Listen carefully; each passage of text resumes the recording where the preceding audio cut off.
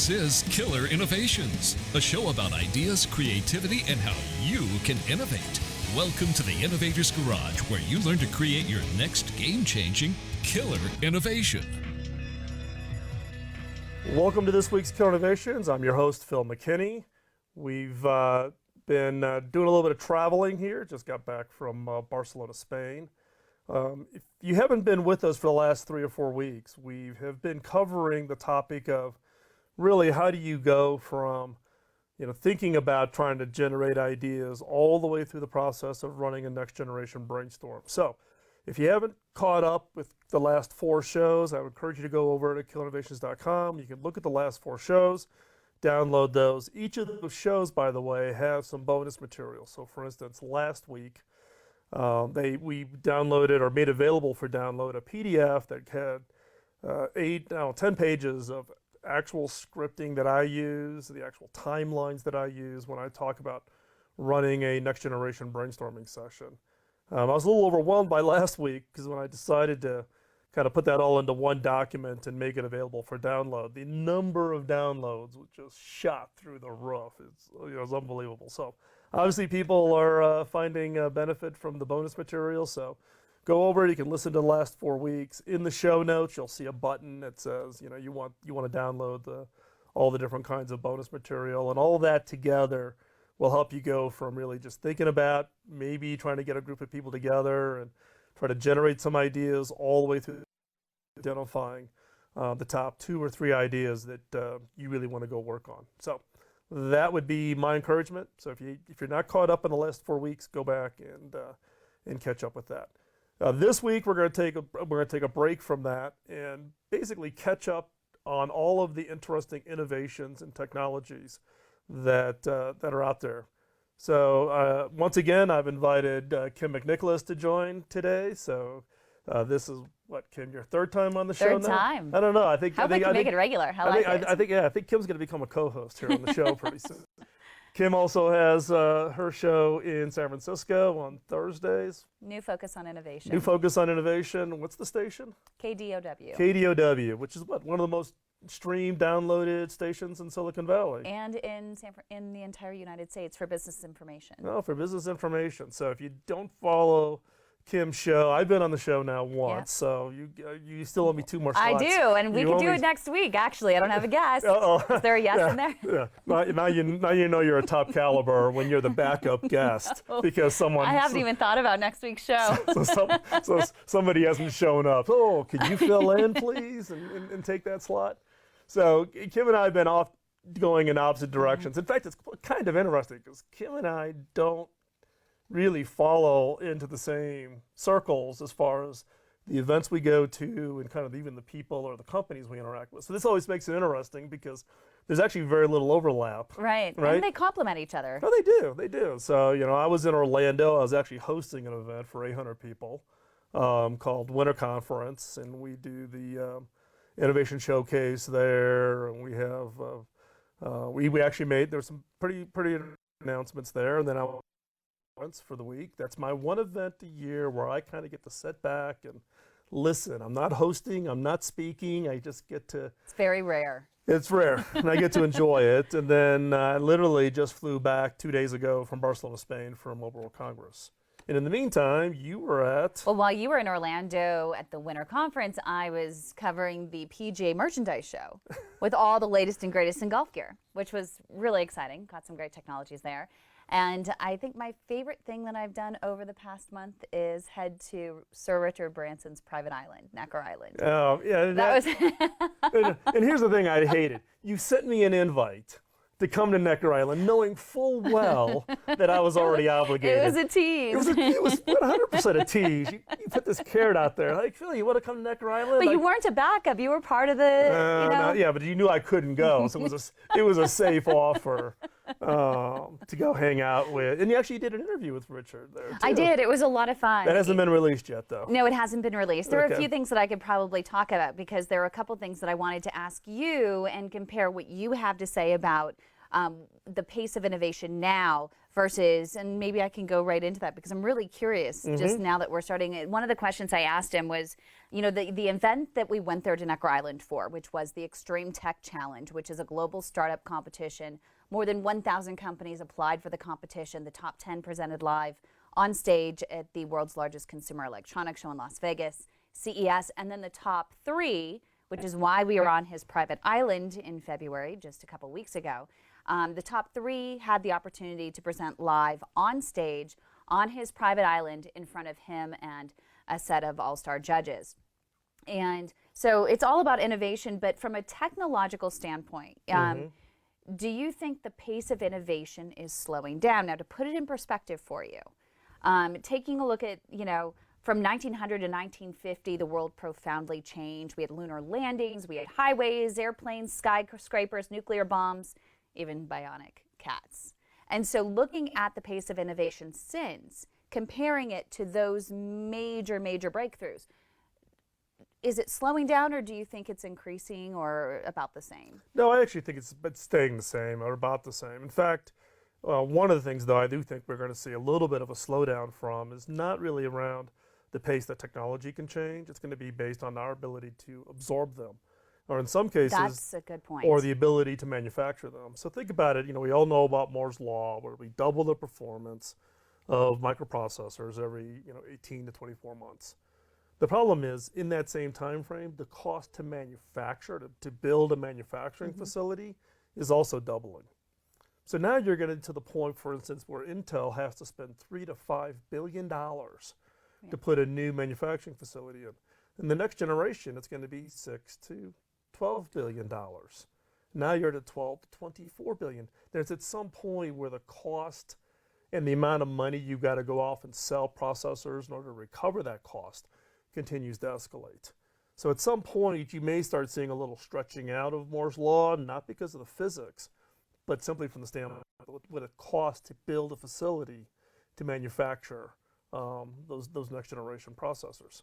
So I think that you're going to see a little bit of a drag on the rate of technology change in those regards. But look, the pace of change that's happening in the IoT world, the pace of change, with things like autonomous vehicles, which have all been coming up here And now recently. you're moving more in the direction that he was going with autonomous vehicles and space travel, space tourism with what he's doing with Virgin Galactic and Elon Musk with SpaceX, and then Naveen Jain with Moon Express. He's going to try to excavate the moon. That's a whole other story there. But he's thinking that we are actually keeping pace. I think we are, very much so. In fact, at CES this last year, we host a group of CEOs. One of them is Paul Allen. So Paul comes every year.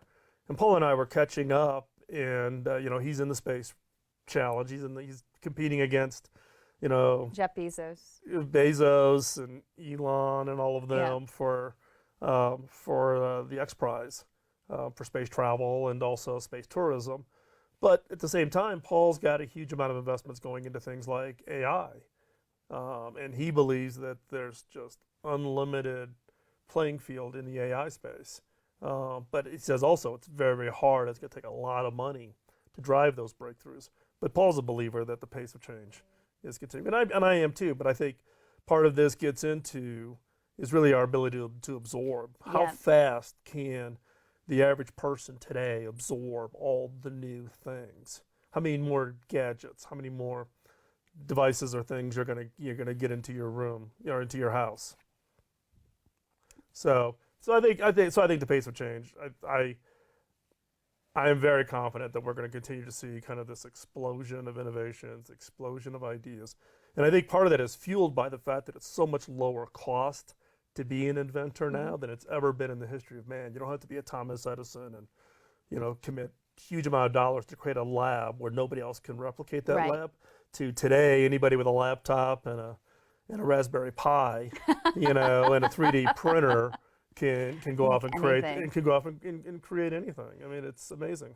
The one surprising thing that he mentioned, you mentioned autonomous vehicles, and I asked him directly when he mentioned that was one of the reasons he really sees the pace of innovation just continuing to increase and just move forward. And I said, well, are you going to get into the autonomous car space? That's something that you haven't talked about. And he said, absolutely not. He said, there's no way that I could even think of getting in that space. He said he remembers Larry Page from Google going in and them sitting at the bar, and he was like, I have this idea and I want to do this and I want to do that. And he's like, go to it. Just that's one area that I'm not planning to get into. But I think that's also a sign of a good entrepreneur, particularly in the innovation game, is knowing his limits. Knowing your limits, where you draw the line, what is it you're going to do versus what you're not going to go do. And that's always the big question. And yet what's funny is that the three with Elon Musk, him and Naveen Jain all in the space race, they all share Mosquito Island. Yeah. They're all going to be on the same island. Oh, we're going to catch up on that. So when we come back from this commercial break, we're going to talk more about what we saw over our individual activities over the last couple of weeks. So stay right there.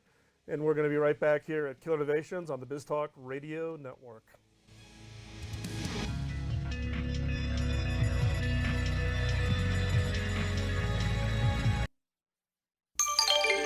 BizTalk Radio.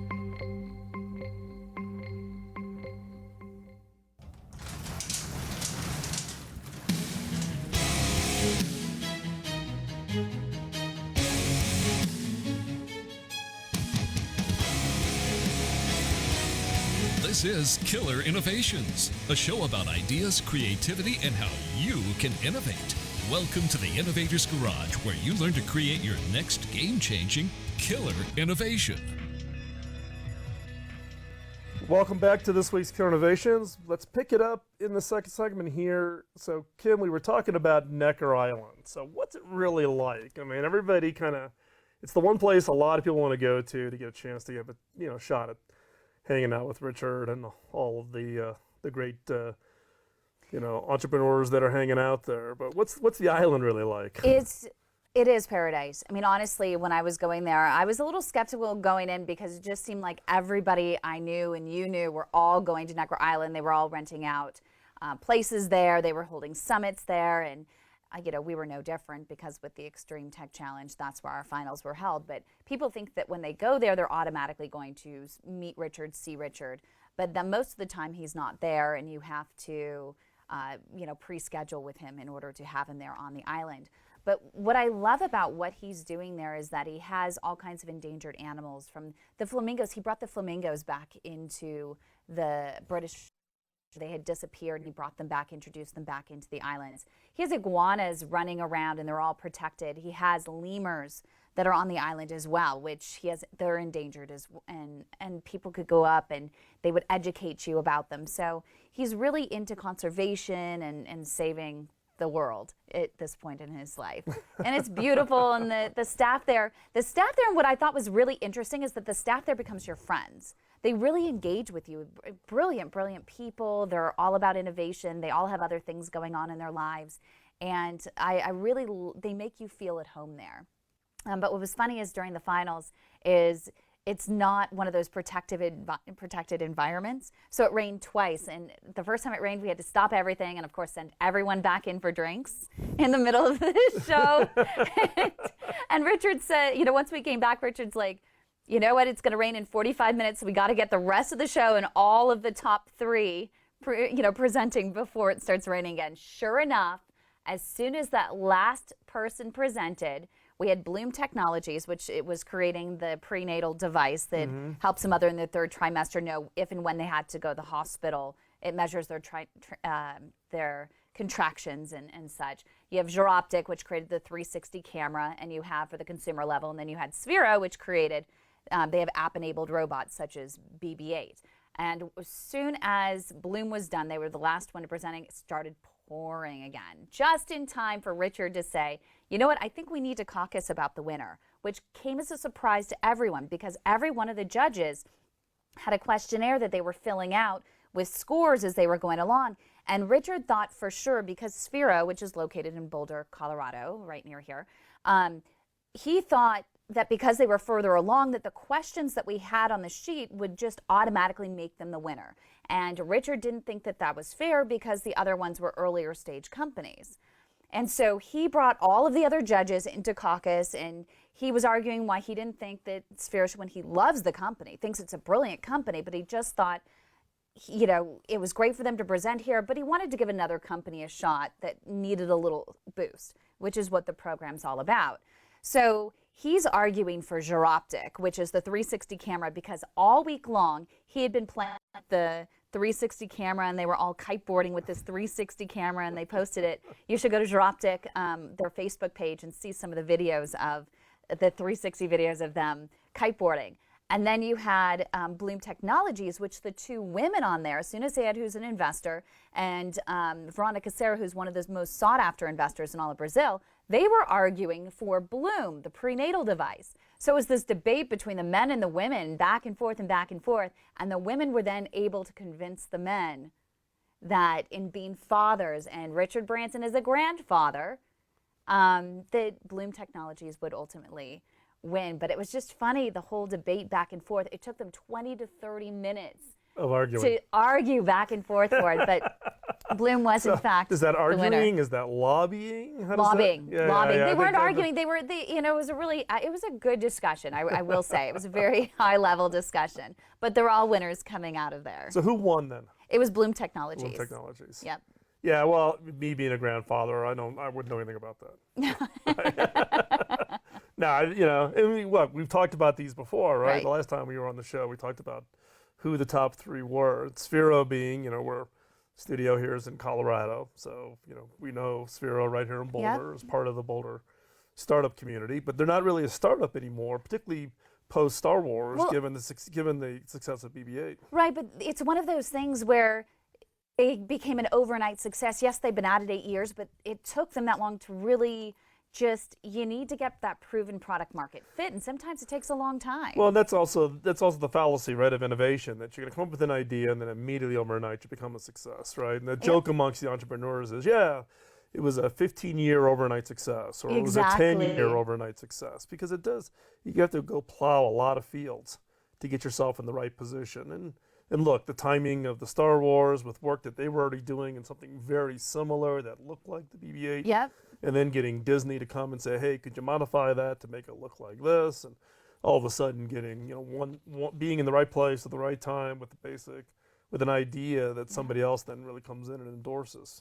And have a huge impact. And I think we talked about this before, that to define a startup, it's, a startup could be gone tomorrow. They could be gone tomorrow. If they don't take this and really run with it, they could be gone tomorrow. Well, they'd be another one-hit wonder. Exactly. Right, I've got one thing, I get that success, and it's like I was reading this morning on how do you pronounce it? Lowenberger, the basket company. These are the guys that used to make baskets. They were kind of things that you would make into houses. Women would buy them to decorate their houses, whatever. And I didn't realize they went from $1 billion business to now their revenue is $100 million. You're kidding. No, they went from $1 billion to now they're down to $100 million. So you lose 90% of your revenue because they only did one thing, and they were never able really to capitalize it. And when the founder died, the next generation and leadership just can't make a success of it. And now they're really kind of in this, into this, spiral.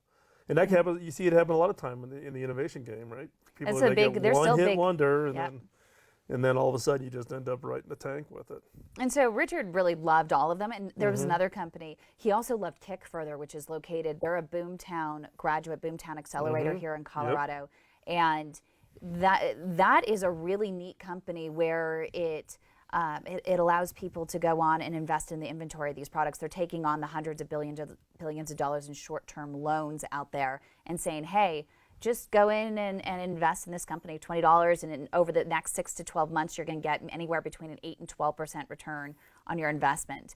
And they're oversubscribed in every single one of their products that goes live on there. Yeah, well, and that's an issue, right? Because look, all my years at HP, when you're running an organization that's got a $52 billion supply chain. Yeah. Right, the world's largest technology supply chain, and how do you manage that? And how do you finance it? How do you get the parts in? All those kinds of issues. It's huge. It's a huge problem.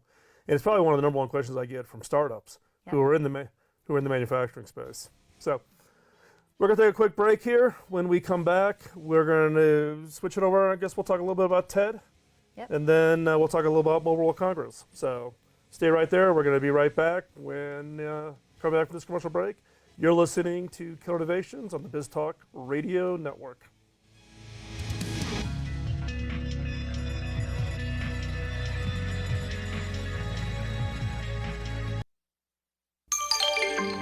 News Talk Radio.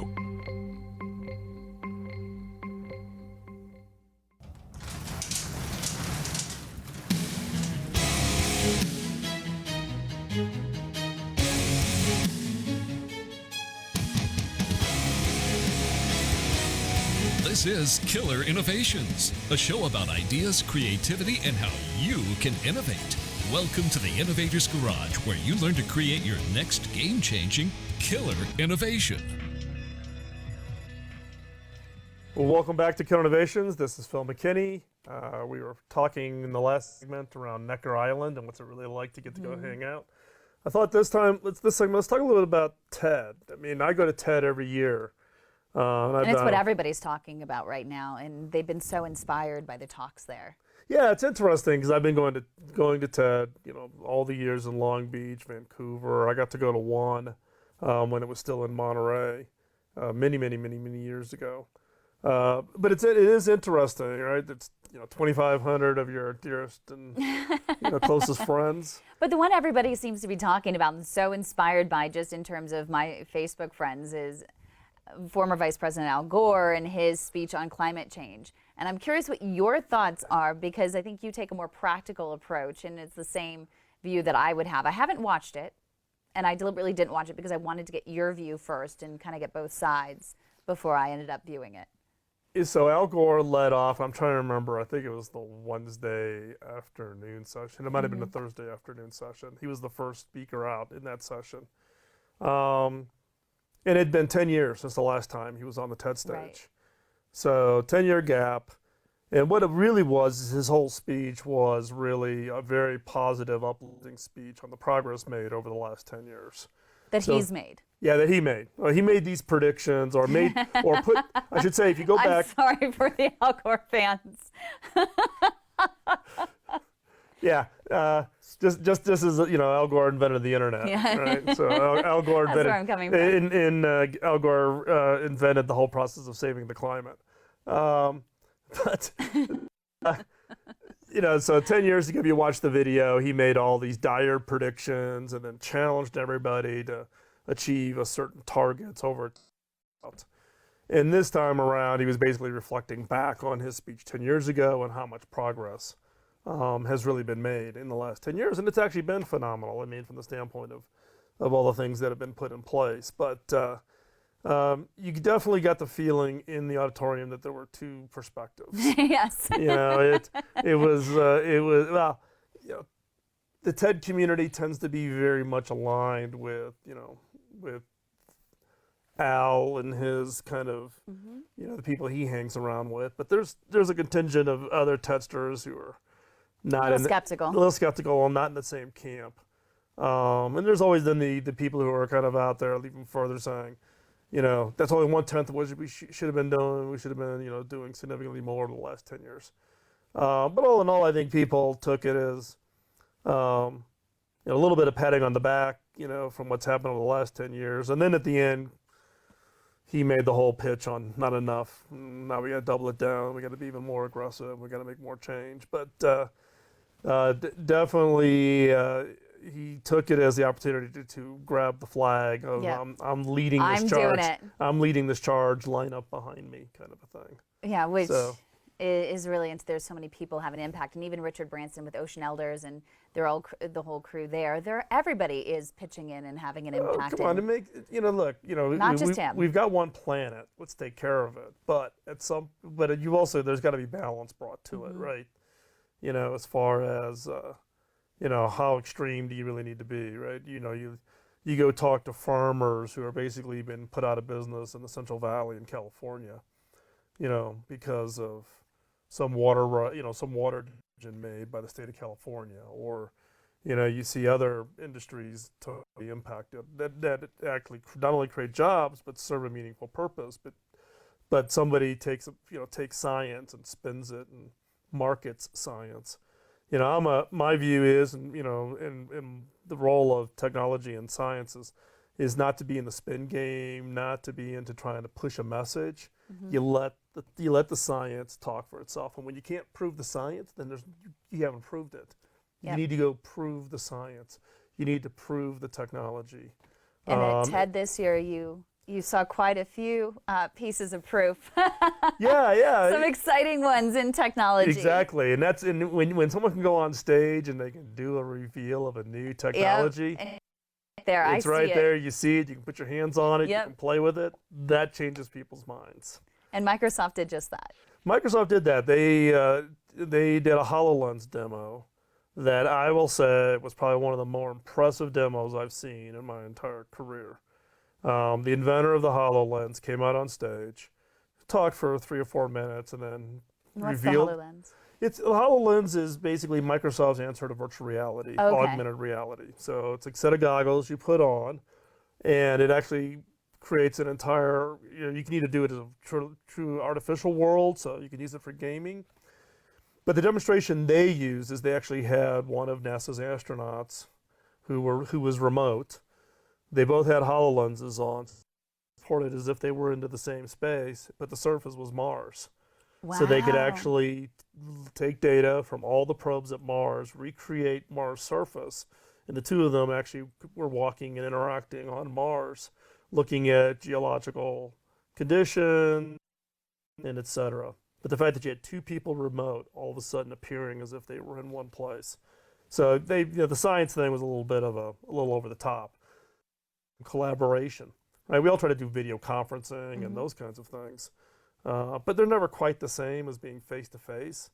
The HoloLens and other technologies along that line, where you actually can have the feeling of being in the same place, can totally change, this whole concept of time and distance, to be able to work with people on the other side of the world, but not just through a little speakerphone on the desk or a little Skype window on your laptop. And it's easy to be skeptical unless you have to see this for yourself. It's hard to describe. For it one is thing, really hard. It's really hard. You think, okay, that sounds interesting, but trust me. So, in fact, at TED, there was this demo, and then there was also another demo from a company called Meta that Chris Anderson, who runs TED, asked everybody in the audience, do not post photos, do not post videos. But if you do want to see it before, you can.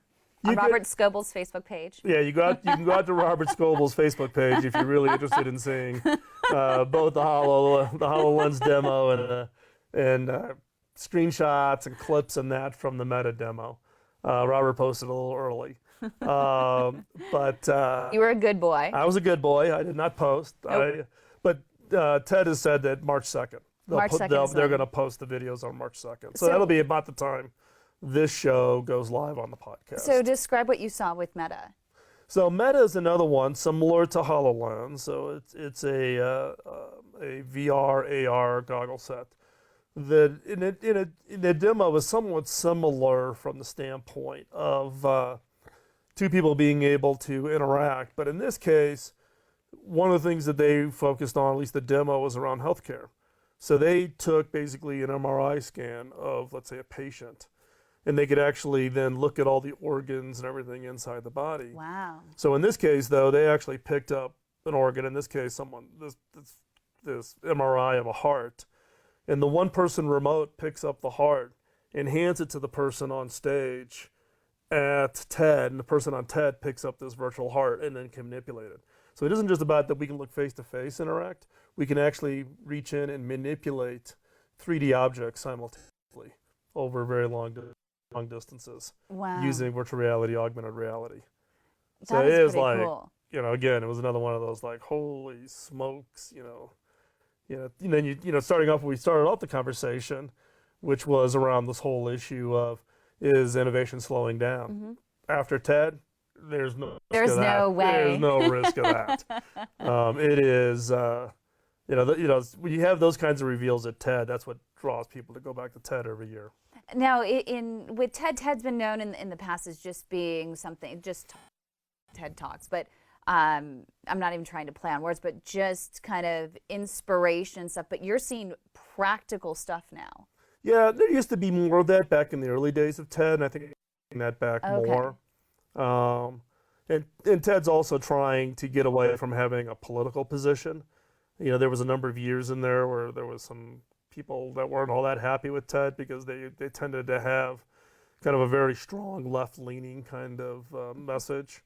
They're trying to be more neutral, where they had, was it last year, years ago in Vancouver, they had Snowden present. Yes. And then the next morning, they had the head of NSA speak. So you got Snowden on one day and the head of NSA the next day. Wow. So being able to give that kind of that balanced perspective, so you had all of the perspectives rather than just hearing only one side of the message. And I actually applaud Ted for getting both. for doing that. Yeah. For doing that. That was really good. So in terms of the technology, the experience with virtual reality and AR, how did that compare, and we may run out of time here, but how did that compare to ultimately now going into Mobile Congress, the world? Well, we're going to answer that when we get back from this commercial break. Nice, that's a nice lead in there, Kym. We come back, we'll talk about Mobile Congress and all about mobility, wireless, next generation wireless, which I just came back from Barcelona on Friday. And so we'll pick that up when we get back. So stay right where you're at. You're listening to Killer Innovations on the BizTalk Radio Network.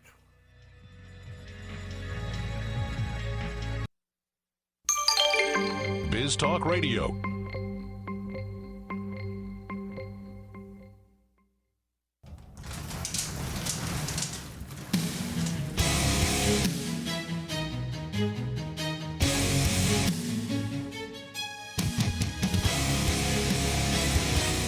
This is Killer Innovations, a show about ideas, creativity, and how you can innovate. Welcome to the Innovator's Garage, where you learn to create your next game-changing killer innovation. Welcome back to Killer Innovations. This is Phil McKinney, your host. We're going to pick up this segment, talk a little bit about new technologies, new innovations coming from Mobile World Congress. So Barcelona, every year, the show's been going on 25 years. Mm-hmm. And I've got out of it the last 7. So why would you say get out of it? You seem to have so much fun this year that I guarantee you're going to go back next year. You're not going to go another 7 years. Wireless is just becoming more and more important. You just can't get away from the mobility play, right?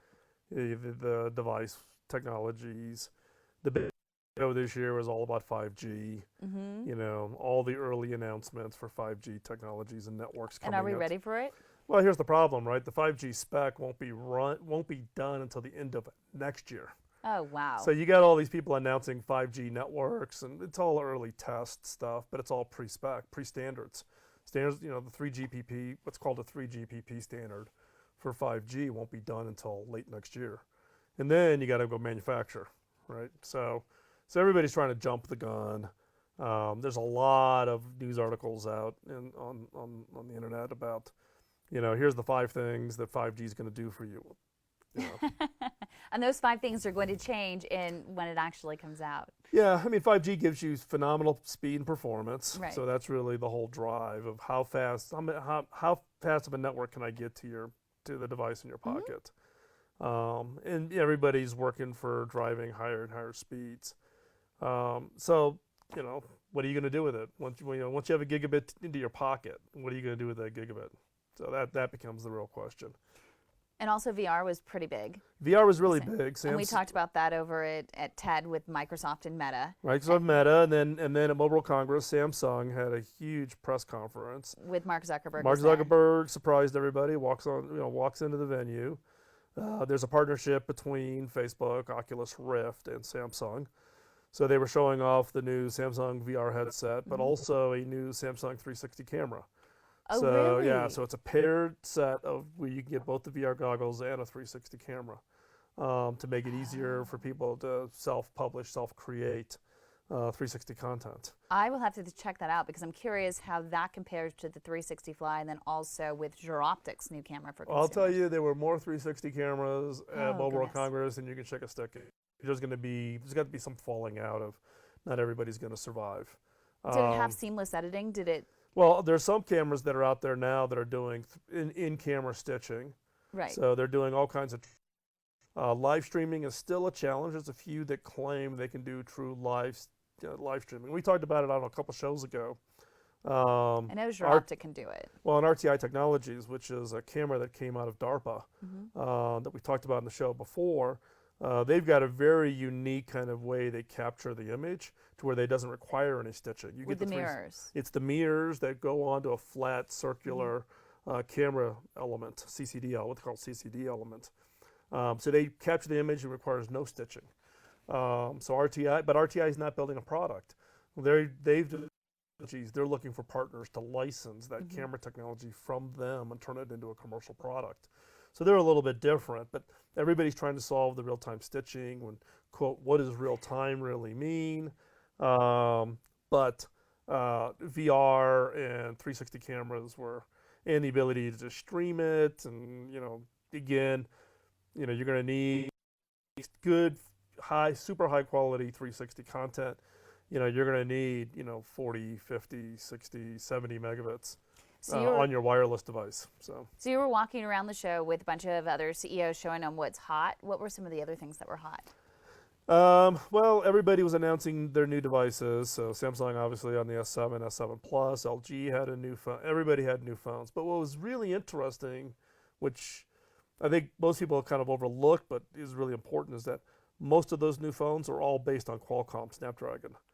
So Qualcomm kind of over the years kind of waned, there's kind of been, I think, if I were to take the pulse out of Mobile World Congress, Qualcomm's back and back with a vengeance. Clear winner. Clear winner. If you look at the devices that are out there, the design wins that Qualcomm has won off of their Snapdragon chipset is just phenomenal, which will actually make it much easier for software developers, much easier for all the OS guys, easier for the outsourced design manufacturers, the ODMs who build those phones, because you can drive a whole ecosystem of scale that's hard to compete with. So clearly, Qualcomm was, if you calculated up all the market value, just the new devices coming on, Qualcomm is back with a vengeance. Look out.